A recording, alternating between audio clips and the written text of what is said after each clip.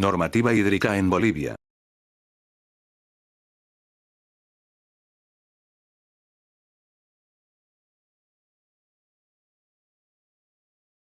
El periódico El Día, en su edición del 14 de agosto de 2014, dice: Bolivia, considerado entre los 20 países con mejor disponibilidad de agua en el mundo, es la que menos aprovecha y protege sus recursos hídricos en lo normativo, técnico y socioeconómico. Entonces cabe preguntarse, ¿qué se ha hecho en el país, en lo que se refiere a normativa hídrica?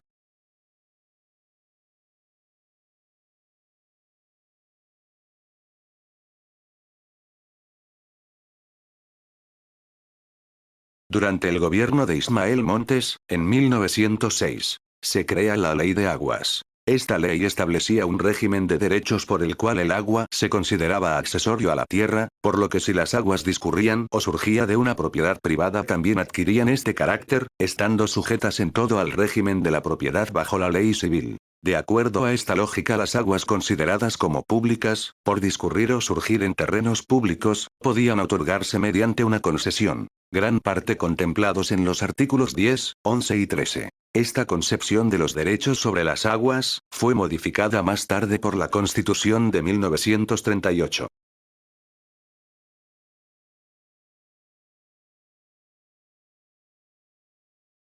La Constitución Política modificada en 1938, durante el gobierno de Germán Busch, dice en su artículo 107, son de dominio originario del Estado, además de los bienes a los que la ley les da esa calidad, el suelo y el subsuelo con todas sus riquezas naturales, las aguas lacustres, fluviales y medicinales, así como los elementos y fuerzas físicas susceptibles de aprovechamiento.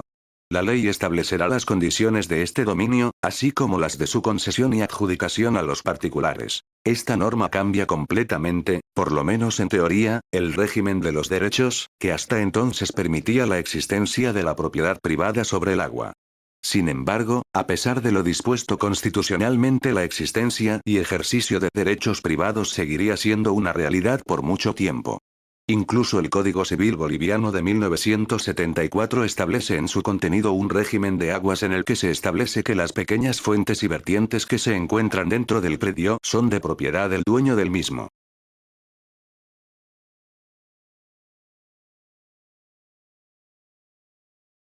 La Ley 1333 de Medio Ambiente, fue creada en el gobierno de Jaime Paz Zamora en 1992. En sus artículos 1, 33, 34 y 78 establece la división de los recursos naturales en renovables, recursos bióticos en los que se consideran la flora y fauna y los abióticos como aire, agua y suelo, y no renovables, comprendiendo, minerales y energía. Por otra parte, en su artículo 35, dice que los recursos naturales deben además generar directa o indirectamente una participación en los beneficios obtenidos por este concepto, como así también a los departamentos o regiones donde se realizan estas actividades. En cuanto a los recursos no renovables, dispone que se realizará su aprovechamiento integral tomando en cuenta las medidas ambientales de prevención y control de contaminación, deforestación, erosión y sedimentación, así como de protección de flora y fauna silvestres, paisaje natural y áreas protegidas. En cuanto al tema específico de los derechos indígenas, la Ley del Medio Ambiente dispone que se debe tomar en cuenta la diversidad cultural del país en la promoción del desarrollo sostenible.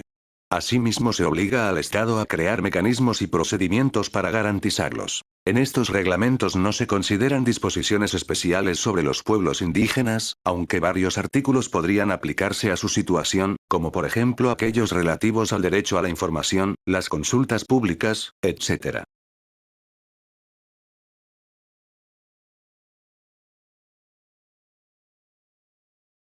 Ley 2028 de Municipalidades. Creada en el gobierno de Banzer en 1999. La Ley de Municipalidades dispone sobre la otorgación de derechos de agua, aunque de forma bastante imprecisa. Entre sus artículos establece que entre los bienes de dominio público que le corresponden al municipio se encuentran los ríos, riachuelos y quebradas.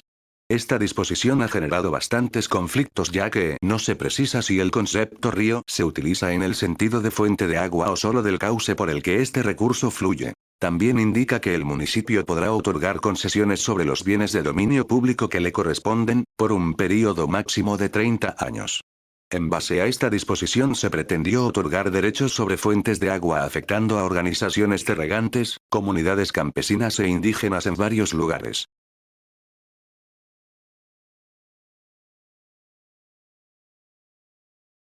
Ley 2066 de Agua Potable y Saneamiento Básico. También creada durante el gobierno de Hugo Banzer Suárez en el año 2000. Esta ley, que reemplaza a la ley número 2029, es producto de las negociaciones entre representantes del gobierno y de las organizaciones sociales. Su aprobación fue una de las demandas de la Guerra del Agua. En cuanto al tema de los derechos, esta ley sienta un precedente importante, ya que establece la figura de las concesiones o licencias solo para la prestación de los servicios, y utilizando el concepto de autorización, cuando se trata del uso y aprovechamiento de los recursos hídricos.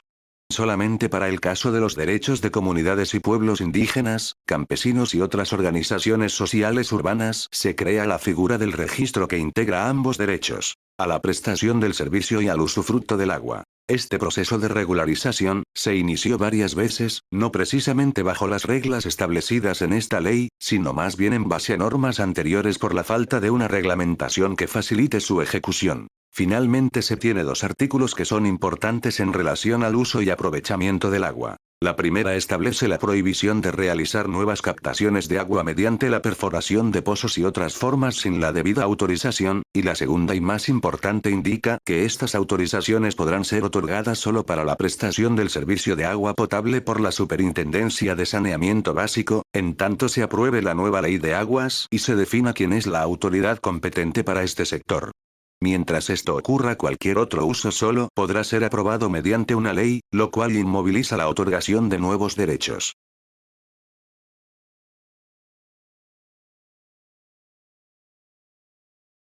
Ley 2878 de riego. Creada en el año 2004 durante el gobierno de Carlos de Mesa Gisberts. Pretende establecer las normas que regulan el aprovechamiento sostenible de los recursos hídricos en las actividades del riego para la producción agropecuaria y forestal, su política, el marco institucional, regulatorio y de gestión de riego. Las instituciones involucradas, en orden jerárquico, son el Ministerio de Asuntos Campesinos y Agropecuarios, el Ministerio de Desarrollo Sostenible, las prefecturas y gobiernos municipales. En cuanto a estas dos últimas, determina sus atribuciones sobre riego y microriego respectivamente, así como su trabajo en coordinación con los servicios departamentales de riego. Instruye la creación de los servicios nacionales y departamentales de riego, como también la Fundación Nacional de Riego. Por último, establece que los registros y autorizaciones para el uso y aprovechamiento de los recursos hídricos destinados al agua para riego, así como la revocatoria de los mismos, serán otorgados por la autoridad competente de los recursos hídricos. En tanto ésta sea creada, el Servicio Nacional de Riego, SENARI, otorgará y revocará a los que correspondan, de acuerdo a reglamento.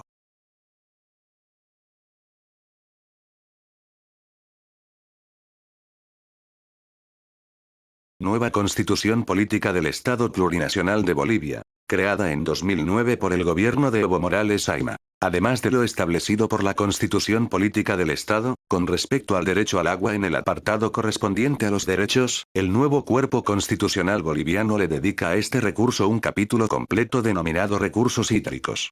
En dicho capítulo se sostiene que el agua constituye un derecho fundamentalísimo para la vida, en el marco de la soberanía del pueblo. Así, el Estado tiene el deber de promover el uso y acceso al agua sobre la base de los principios de solidaridad, complementariedad, reciprocidad, equidad, diversidad y sustentabilidad, lo que indica que sus acciones deben orientarse a la máxima protección y garantía para el logro de la plena satisfacción de este derecho. La constitucionalización del derecho al agua ha resultado de tanta importancia que se ha plasmado literalmente el compromiso del Estado de proteger y garantizar su uso prioritario, así como de gestionar, regular y planificar el uso adecuado y sustentable de los recursos hídricos, con participación social y garantizando su acceso a todos sus habitantes. Sin duda, estas estipulaciones son un elemento importantísimo no solo para la protección del derecho al agua, sino también para el diseño e implementación de políticas públicas para su provisión y garantía, tal y como había sido requerido por los movimientos sociales. Es evidente el especial tratamiento que recibe el derecho al agua en relación con los demás derechos, pues si bien podría circunscribirse dentro de los parámetros constitucionales estipulados para la negociación y ratificación de los tratados internacionales en general, se han buscado parámetros específicos para no permitir que el derecho al agua sea puesto a merced de las transnacionales como una mercancía, en desmedro de la población. Este precepto es sin duda el más claro reflejo de la intención del constituyente de regular la participación extranjera en la gestión de los recursos para no repetir los abusos y conflictos que atentaron flagrantemente contra la población y dieron origen a la Guerra del Agua.